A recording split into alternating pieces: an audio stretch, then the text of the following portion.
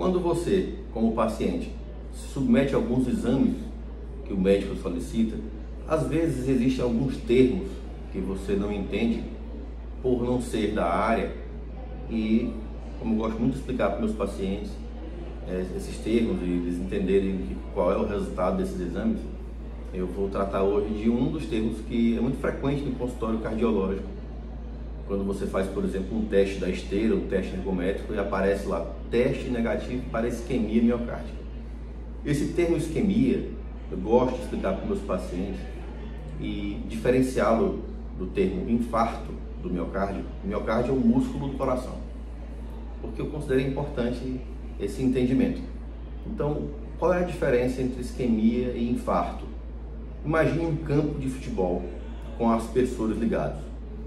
Esses aspersores ligados, se um deles deixar de funcionar adequadamente, corretamente, e a água parar de chegar naquela parte do gramado que era verde, o que acontece ali? Começa a ficar uma grama falhando, altera a cor, até que, se a situação persistir, a grama acaba por morrer. Nessa fase em que não há mais grama, não adianta mais você providenciar a irrigação novamente. Então existe uma fase prévia à morte daquela grama, que é a fase em que, se você for lá e regar e consertar o aspersor ou a mangueira que chega até ele, você consegue ainda transformar aquela grama no aspecto anterior. Essa comparação é muito útil para entender a diferença entre isquemia e infarto miocárdico. A isquemia na célula cardíaca seria equivalente a esse momento em que ainda é possível regar aquela grama do campo. Ou seja, existem etapas antes de um infarto, fases da isquemia, que são os efeitos da deficiência do sangue que chega até a célula cardíaca. Então, primeiro acontece um conjunto de alterações a nível metabólico, e depois essas alterações, que são devidas a uma chegada menor de sangue, que a gente chama de perfusão nos tecidos, elas acabam por comprometer a motilidade de algumas áreas da musculatura cardíaca. Por conseguinte, vem alterações elétricas no coração, e quando, num estágio mais avançado, o cardiologista recebe uma ligação de um paciente, ou você vai a um pronto-socorro, você está com uma dor no peito, ou quando você tem dor, que é chamada de angina, você tem ali uma expressão mais superficial, como se fosse a ponta do iceberg desse processo, que é a dor anginosa típica de uma obstrução dessas artérias que chegam ao coração, que são chamadas de coronárias.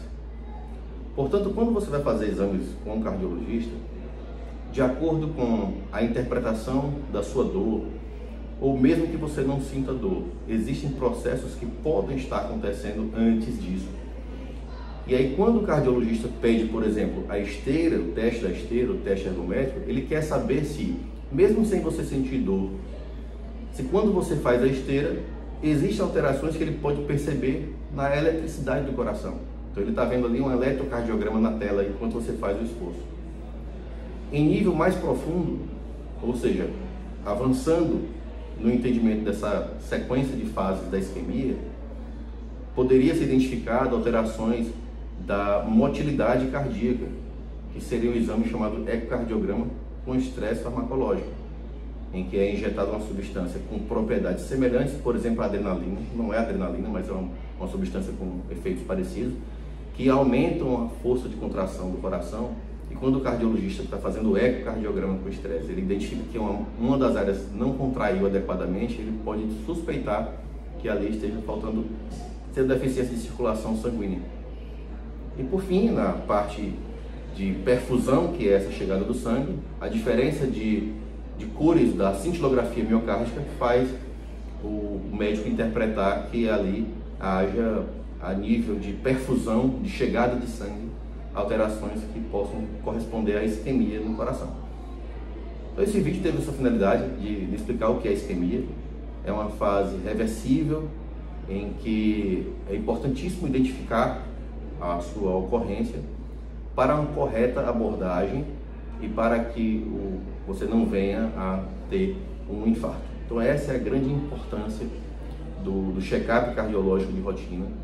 E se você gostou desse vídeo, compartilhe, comente se deu para entender a diferença de isquemia para infarto e se isso foi útil para você.